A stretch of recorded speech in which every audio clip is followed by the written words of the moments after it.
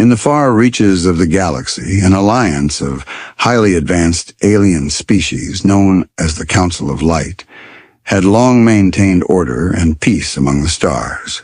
The council was composed of noble and ancient races like the Elvari, the crystalline Xynax, and the wise Nalthorians who believed themselves to be the apex of civilization.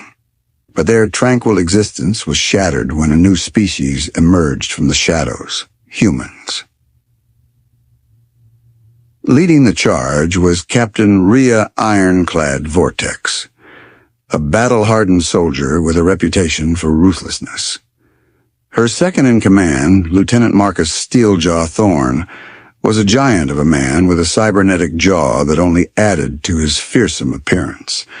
Alongside them was the brilliant but volatile engineer Tessa Blaze Solaris, whose fiery temper was matched only by her genius with machines.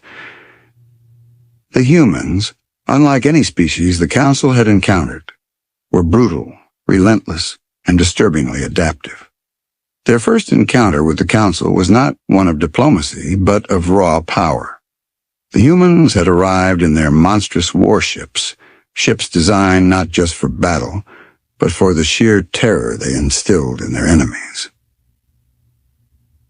The planet Tarvax, home to the peaceful Thal, was the first to fall.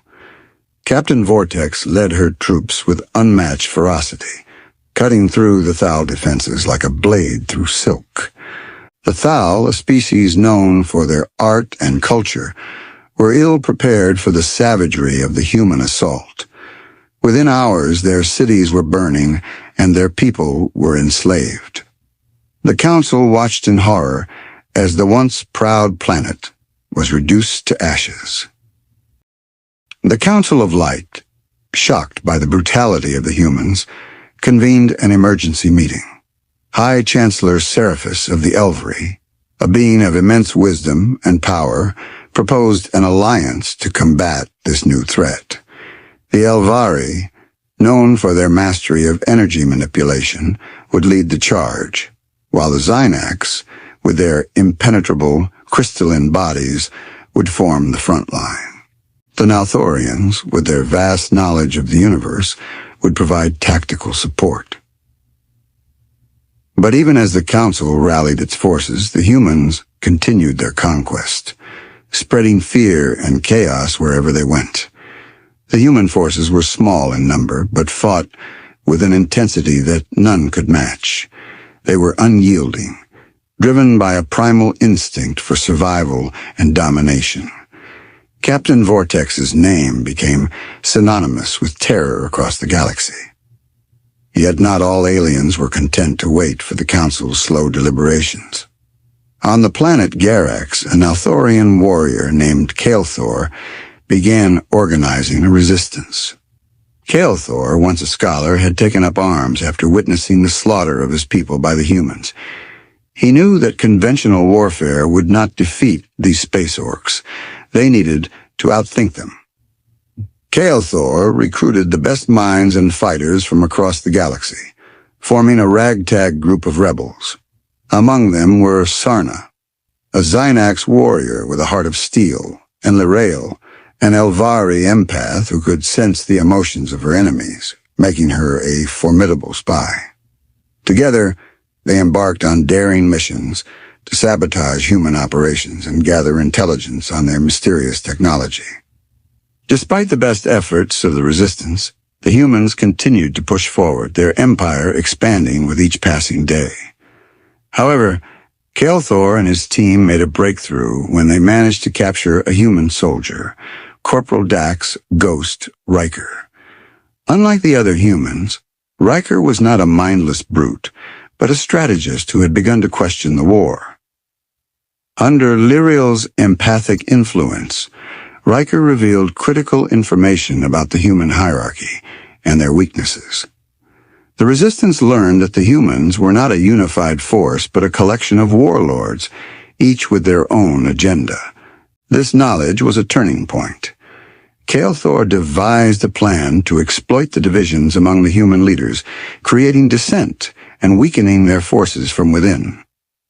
Meanwhile, Captain Vortex grew increasingly frustrated with the Resistance's guerrilla tactics. She knew that someone was out there challenging her authority, and she would stop at nothing to crush them. However, her obsession with victory began to alienate her from her crew, including Lieutenant Thorn, who started to question her methods. The stage was set for the final confrontation on the planet Arcturus, a barren world that had become the last stronghold of the Council of Light. Captain Vortex led her forces in a full-scale assault, determined to end the war once and for all, but Kael'thor and his team were ready. Using the information from Riker, the Resistance managed to sow chaos within the human ranks. As Vortex's forces descended upon Arcturus, they found themselves ambushed by their own kind, the result of a carefully orchestrated rebellion within the human army. Lieutenant Thorn, now fully disillusioned with Vortex's tyranny, led a faction of soldiers who refused to fight for a cause they no longer believed in. The battle was fierce, with both sides suffering heavy losses. In the midst of the chaos, Kael'thor confronted Captain Vortex in a final showdown. Vortex, driven by rage and the need to prove her superiority, fought with all her might. But Kael'thor, using his knowledge of human psychology and tactics, managed to outmaneuver her. In the end, it was not brute strength that won the day, but strategy and unity. As Vortex fell, the remaining human forces surrendered, their spirit broken. The Council of Light, though victorious, was forever changed by the war. They had learned that even the most advanced civilizations could be brought to the brink by a species as unpredictable and dangerous as humans. With the war over, the galaxy began to rebuild. Kael'thor, now hailed as a hero, returned to his scholarly pursuits, though the scars of war remained. The Council of Light, while still in power, became more cautious in their dealings with other species, recognizing that the universe was far more dangerous than they had ever imagined. As for the humans, those who survived were scattered across the stars, their once great empire reduced to ruins. Some integrated into other societies, while others continued to live as mercenaries and outcasts. But the legend of the Space Orcs, of the humans who had once brought the galaxy to its knees, would live on for generations. And somewhere, in the depths of space, a new threat was stirring, one that would test the resolve of the galaxy once again. And the story ends. Thank you for watching.